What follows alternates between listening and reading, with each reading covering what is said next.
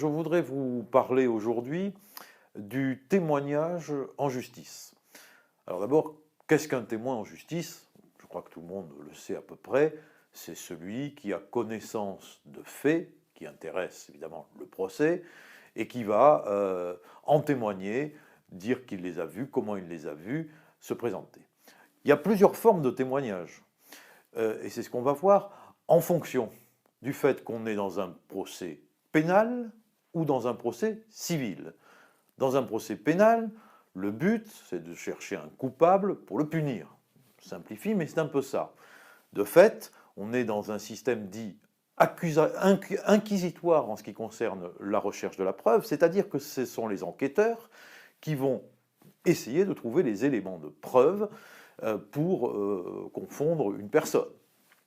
Et dans ce cadre-là, ils peuvent auditionner des témoins. Je dirais que la marge de manœuvre de ces témoins n'est alors que très relative, c'est-à-dire qu'ils sont convoqués par la justice et ils peuvent être cités à l'audience pour justement témoigner des faits dont ils ont eu connaissance.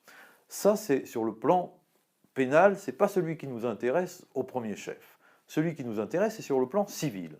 Un procès civil, je le rappelle, c'est un procès où on cherche finalement à être indemnisé d'un préjudice, que ce soit à l'occasion de problèmes au travail, ça sera devant le Conseil des prud'hommes, que ce soit à l'occasion de problèmes commerciaux, ça sera devant le tribunal de commerce, ou des litiges entre particuliers, ça sera le tribunal d'instance ou le tribunal de grande instance.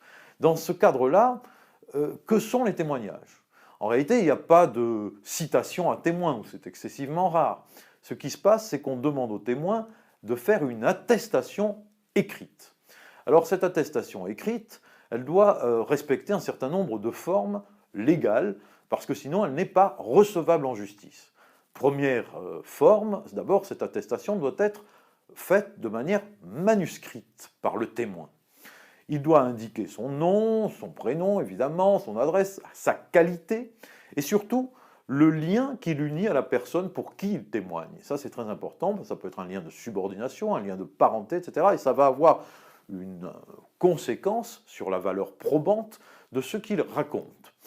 Mais surtout, il doit indiquer qu'il sait, qu'il est au courant que cette attestation va être produite en justice dans le litige qui oppose telle personne à telle autre. Ça, c'est très important qu'il le dise, il ne peut pas être surpris.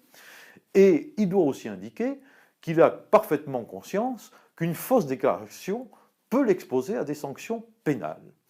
Et il doit joindre à son attestation sa photocopie de carte d'identité, justement pour authentifier son témoignage. Donc ça c'est très important, c'est parce que si on ne fait pas ça, de toute façon, le témoignage n'est pas recevable.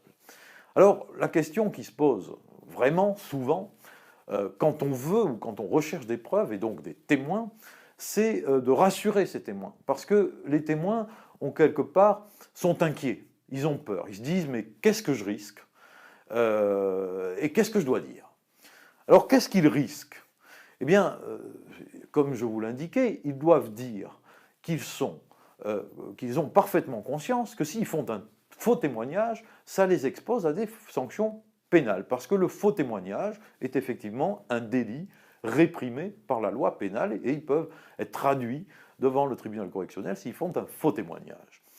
En revanche, ils sont relativement protégés aussi par une autre infraction pénale, mais qui concerne non pas le témoin, mais c'est la subrogation de témoin. C'est-à-dire que si on cherche à acheter un témoin, ou si on cherche à lui faire changer d'avis d'une certaine manière, et donc à lui faire modifier une attestation, c'est effectivement un acte de subrogation de témoin qui est puni par la loi. Donc il est normalement protégé et il ne risque pas grand-chose. Mais souvent, et notamment en matière prud'homale, ce sont les collègues de travail qu'on met à contribution en disant « vous allez témoigner de ce qui s'est passé contre mon patron parce qu'aujourd'hui je suis licencié ». Et évidemment, ils sont un peu réticents. Pourquoi? Parce qu'ils sont justement un lien de subordination, qui se disent « si j'atteste pour mon collègue, moi, ma place, je vais la perdre aussi ». Eh bien, normalement, évidemment, c'est interdit, on ne peut pas être sanctionné parce qu'on aurait témoigné, mais je vais vous donner juste quelques conseils pour faire une attestation qui non seulement sera valable, ça je vous ai indiqué les conditions, mais aussi pour savoir ce qu'on y met. Alors ce qu'on y met, je crois qu'il faut avoir deux critères à l'esprit. Premièrement, Il faut être objectif dans la relation des faits qu'on va faire, c'est-à-dire qu'on n'est pas là pour prendre parti pour celui qui vous demande votre témoignage. Vous n'êtes pas là pour l'encenser ou faire une dithyrambe sur lui, ou au contraire accuser l'adversaire. Pas du tout. Vous êtes là simplement pour retracer des faits. Donc s'il vous dit « tu m'as vu faire des heures supplémentaires, est-ce que tu peux attester ?»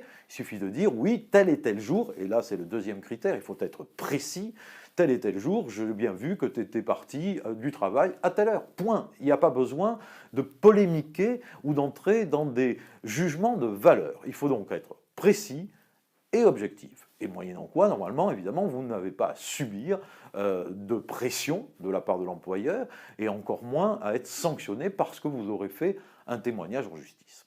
J'en termine parce que j'ai reçu une question d'une internaute qui me disait « mais quelle est la place et la valeur probante aussi des enquêtes privées, c'est-à-dire des enquêtes qu'on pourrait demander à un détective privé ?» Vous savez, l'ancien Manix, pour les plus âgés, connaissent bien ça. Eh bien, oui, ce sont des témoignages, d'une certaine manière, qui ont une force probante certaine, parce que justement, ce sont des enquêtes qui ont été faites, certes à l'insu des personnes qui sont objet de cette enquête, mais qui ont une valeur tout à fait importante en justice. Voilà, si cette vidéo vous intéresse, partagez-la comme d'habitude, aimez-la, commentez-la, n'hésitez pas, et puis je vous dis à la prochaine.